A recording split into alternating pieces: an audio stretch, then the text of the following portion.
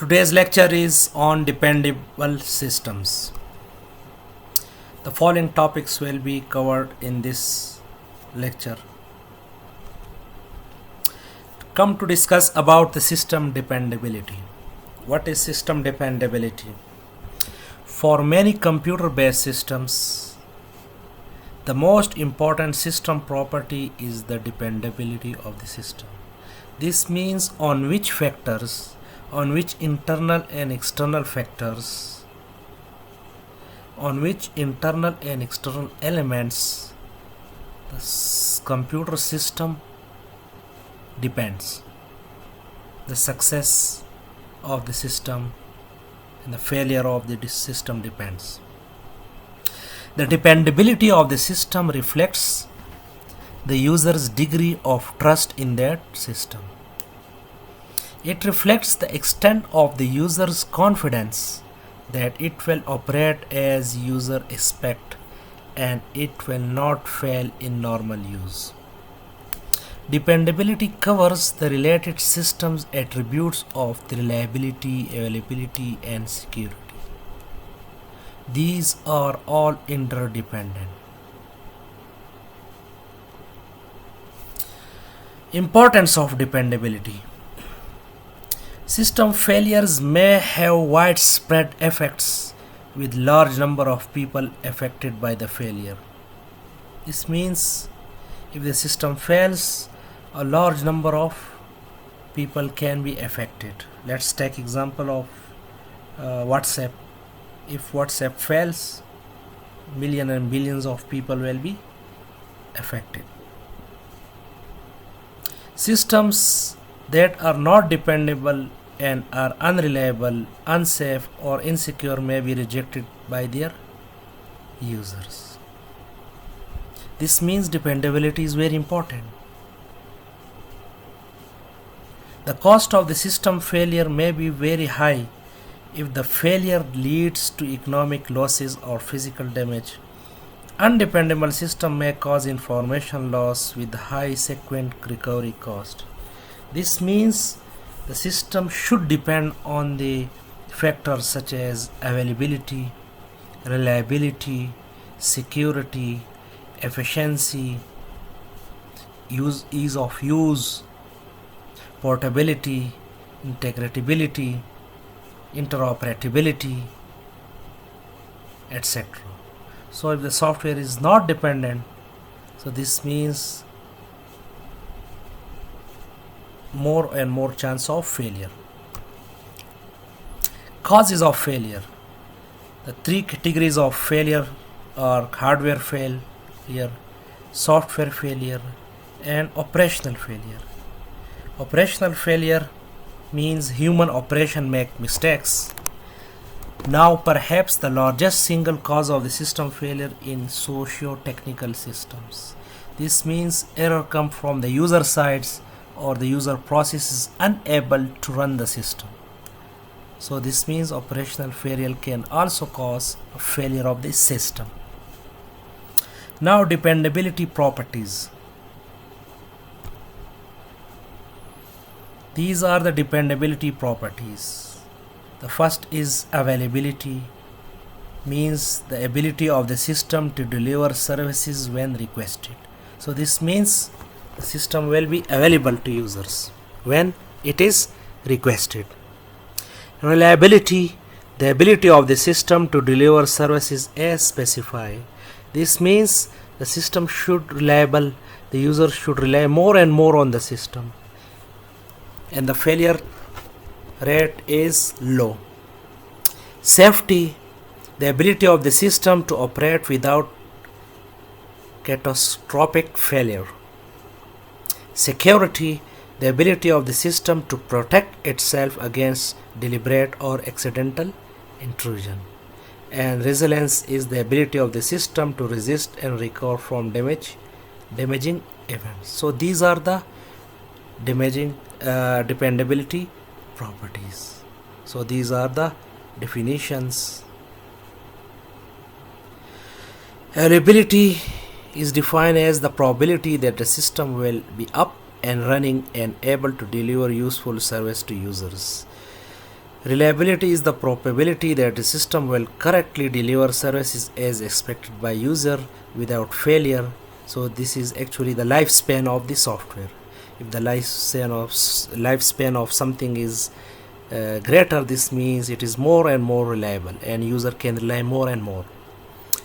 Safety is a judgment of how likely it is that the system will cause damage to the people or its environment. Security, a judgment of how likely it is that the system can resist accidental or deliberate intrusions. And resilience is a judgment of how well a system can maintain the continuity of its critical service in the presence of disruptive events such as equipment failure and cyber attacks. Other dependability properties include repairability, which reflects the extent to which the system can be repaired in the event of failure. This means a failure is a normal thing. The system can be failed, but it should be repairable. If the system is not repairable or it is very costly to repair the system, this means system is not the repairability property is not met. So we should assure repairability property. Maintainability reflects the extent to which the system can be adapted to new requirements, changes, modifications. And in our last lecture, it is discussed in a very detail about the maintenance. Error tolerance, which reflects the extent to which the user input errors can be avoided and tolerated. So this means these are the few dependability properties. Dependability attribute dependence. Safe system operation depends on the system being available and operating reliably. Yes, of course. A system may be unreliable because its data has been corrupted by an external attack. So if the the attack probability is higher, this means system still is unreliable. And denial of the service attacks on the system are intended to make it unavailable. If the system is infected with virus, you cannot be confident in its reliability. So these are the few attributes. Dependability achievements. This means how we can achieve the dependability. Avoid the introduction of accidental errors when developing the system. Design, verification and validation process that are effective in discovering the errors in the system. This means we should not rely only on the testing process, validation process, but verification process is also important. We should make the verification and validation tests cases before the implementation so that timely actions can be taken and the quality tactics can be implemented well. Design system to be fault tolerant so that they can continue in its operation with fault when faults occur. Design protection mechanism that guard against the external attacks. Configure the system correctly for its operating environment. This means this is another property through which dependability can be achieved. Include system capability to recognize and resist cyber attacks. Include recovery mechanism to help restore normal system services after a failure. Now, dependability cost. How costly it is, on which factors the cost of the dependability depends. Dependability costs tend to increase exponentially. This means exponentially as increasing levels of dependability are required. If there are more dependability factors included, more and more dependability variables are considered, the cost will be increases and will be higher. There are two reasons for this. The first is the use of more expensive development techniques. Yes, of course, because through development techniques and through development design patterns, the dependability properties can be achieved. and the hardware that are required to achieve the higher levels of dependability. And the second factor is the increased testing and system validation that is required to convince the system client and regulators that the required levels of dependability have been achieved. So the cost increase, you can see this slide that the cost increase if we increase the dependability factors. Come to now socio-technical systems. Systems and software. Software engineering is not an isolated activity but is a part of broader systems engineering process. Obviously, we all know that. Software systems are therefore not isolated systems but are essential components of broader systems that have a human, social, and organizational purpose. This means software are not bound to the internal technicality only, the internal dependent factors only, but it also depends on the external dependent factors, which include the human behavior and organizational, social organization. Example is these include hardware and software, forecasting processes, system users, organizations that depend on weather forecast, etc. The socio-technical system stack. You can see this figure, this diagram.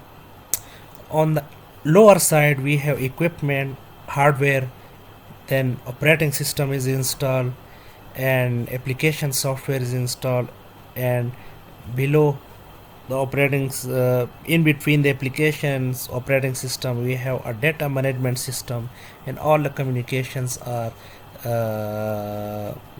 assured. And then on the higher level of application system is a business process, which include the processes taken consider inside the organization to run the business. Business process is actually the business model that are executed and all activities of the business, and up level of business process organization and then society. This means organization make policies, business rules, business constraints, and business requirements are finalized on the opinion of the thinking of the society, and then accordingly business processes are met, and then application is designed and developed. So this means there should be there is a strong link between the application and the business process. If application is not according to the business process, it will be a big problem, and if the business process is if application is okay but business process is not executed accordingly, so again a problem. This means there are strong dependencies in these layers in the socio-technical system stack, or in short we can say STS stack. Equipment, which include hardwares, operating system, which include your Windows, provide a set of common facility for higher levels in the system. Communications and data management, it is a middleware that provide access to remote systems and databases. Application system, specific functionality to meet some organization requirements. A business process is a set of processes involving people and computer systems that support the activities of the business. Obviously organizations, a higher level strategic business activities that affect the operation of the system, and at the end the societies which make laws, regulations, and culture is included, culture behavior are included that affect the operation of the system. So holistic system design, there are interactions and dependencies between the layers in the system, and the changing at one layer ripple through the other level. This means if there is change in one level, the change is transferred to other levels. For example, if we see this diagram, so change in the thinking of society will change the business organizational policies, and then business process will be adopted accordingly, and then application will be either designed or will be adopted accordingly to the business process, and then data will be changed, and operating system is also in relation, and then equipment obviously. So there is a strong relation. If the equipment is changed, so we will then adjust it, modify the operating system accordingly, and then this means these two are also interrelated, and up high level application system also depends on the operating system. If the application is not compatible with the operating system, it will not run. So this means we must have then to adjust the application system accordingly to the installed operating system. So this was about the strong dependencies of these levels. Example: change in regulation society leads to changes in the business process and application software. For dependability, a system perspective is very essential. Contains software failure within the enclosing layer of the STC stack. Understand how faults and failure in adjacent layer may affect the software in the system. So this is very easy for you to understand now. Regulation and compliance. The general model of the economic organization that is now almost universal in the world is that privately owned companies offer goods and services and make a profit of these. To ensure the safety of their citizens, most governments regulate private owned companies so that they must follow certain standards to ensure that their products are safe and secure. Regulated systems. What are regulated systems? Many critical systems are regulated systems, which means that their use must be approved by external regulator before a system go into service. Again, we found a big dependency of the system with the external environment in case of critical system like nuclear system, air traffic control system, medical devices, etc. A safety and dependability case has to be approved by the regulator. Therefore, critical system development has to create the evidence to convince a regulator that the system is dependable, safe, and more secure. Redundancy and diversity. Redundancy keep more than a single version of a critical component so that if one fails, then backup is available. Diversity provide the same functionality in different ways in different components so that they will not fail in the same way. Redundant and diverse components should be independent so that they will not suffer from the common mode failure. For example, components implemented in different programming language means that the compiler fault will not affect all of them. Redundancy where available is critical. For example, in e-commerce system, companies normally keep backup of the server and switches to these automatically if failure occurs. So redundancy is actually the repetition. If the data is redundant, this means there is repetition. So repetition means the backup. So if we don't take backups and failure comes, so the important and precious data can be lost. So backup is necessary.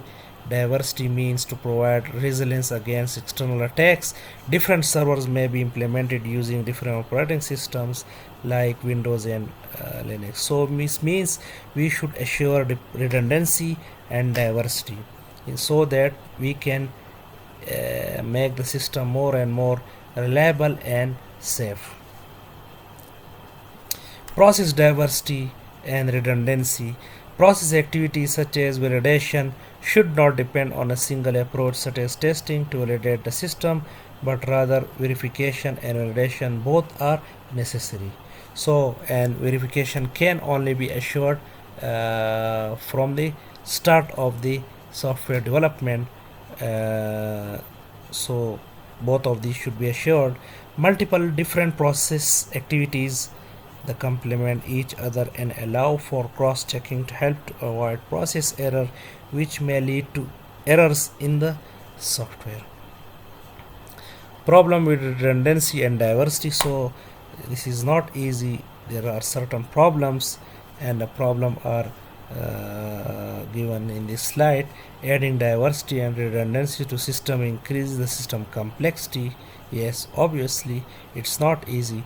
This can increase the chance of error because of unanticipated interaction and dependencies between redundant system components. Some engineers therefore advocate simplicity and extensive verification and validation as a more effective route to software dependability, of course. So, dependable processes. Now come to discuss the dependable process. What is dependable process? Dependable process ensure a minimal number of software faults. It is important to have a well-defined repeatable software process. So there should be diversity in the software process. There should be improvement, enhancement in the software processes, and for this we should get more and more help from the seniors, skillful persons, and from the research papers. A well-defined, repeatable process is one that does not depend entirely on individual skills, rather can be interacted by different people. Regulators use information about the process to check if the good software engineering practice has been used. So this means we should get help from the software engineering practices. We should use different assessment models for each and every phase, so that we can access our standard. For fault detection, it is clear that the process activity should include significant effort devoted to verification and validation. So dependable process characteristic include explicitly defined, means a process that has a defined process model that is used to drive software production process. This means we should follow a defined process, a standard process, and I already stated for this we should use a research domain. Data must be collected during the process that proves that the development team has followed the process as defined in the process model. Repeatable, a process that does not rely on the individual interpretation and judgment. The process can be repeated across projects and with different team members, irrespective of who is involved in the development. So we should make our process more and more good. So these are the attributes of the dependable process. Process characteristics include auditable, diverse, documentable, robust, standardized. Auditable means the process should be understandable by the people. Yes, we should not use the process about which people are unfamiliar, so we should use more and more familiar process. So the process should be understandable by people apart from the process participants, who can check that process standards are being followed and make suggestions for the process improvement. Diverse, the process should include redundant and diverse verification and validation activities. Documentable, the process should have a defined process model that sets out the activities in the process and the documentation that is to be produced during the activities. Robust, the process should be able to recover from the failure of the individual process activity, and standardize, obviously. So these are the few dependable process activities. Requirement reviews is important. Requirements should be reviewed to check the requirements are for complete and consistent. And again, one more thing, that requirements are also dependent on other requirements. If there is some false error left in one requirement, it will leads failure in or error defects in other requirements. And if the development proceeds with the errors, this means the error will produce more and more error. So verification, review, etc. should be assured. Requirement management, to ensure that the changes to requirements are controlled and that the impact of the proposed requirement change is understood. So there should be proper requirement change management, and change management framework should be used to welcome and implement the upcoming new modification and changes. Formal specification, where a mathematical model of the software is created and analyzed before the implementation. System modeling, where the software design is explicitly documented as a set of graphical models and the links between the requirement and these models are documented. Design and program inspection, where the different description of the system are inspected and checked by the different people. Static analysis, where automated checks are carried out on the source code of the program. Test planning and management, where a comprehensive set of system tests is designed. The testing process has to be carefully managed to demonstrate that these tests provide coverage of the system requirements and have been correctly applied in the testing process. Dependable process and agility. Dependable software often requires certification, so both process and product documentation has to be produced. Upfront requirement analysis is also essential to discover requirements and requirement conflicts that may compromise the safety and security of the system. This conflict with the general approach in the agile development of co-development of the requirements in the system and minimizing documentation. An agile process may be defined that incorporates techniques such as iterative development, test first development, and the user involvement in the development team. So long as the team follows that process and documents their actions, agile methods can be used. And the main property of agile is that it always embraces, it always income the new modification and changes. So this is the beauty, and it has become very easier for the developers during maintenance phase to bring modification. However, additional documentation and planning is essential, so pure agile is impractical for dependable system engineering. And this is the big disadvantage of agile here, that as there is no documentation, and for dependable systems we need documentation. So then we should, if we want to understand more and more the depth of the system for further improvement, and we have purely followed the agile, so then we must have to go on the reverse engineering side, and then we will generate a document, specification document. So this was all about the dependability systems. Hope you enjoyed my lecture. Thank you so much for watching me. Thank you so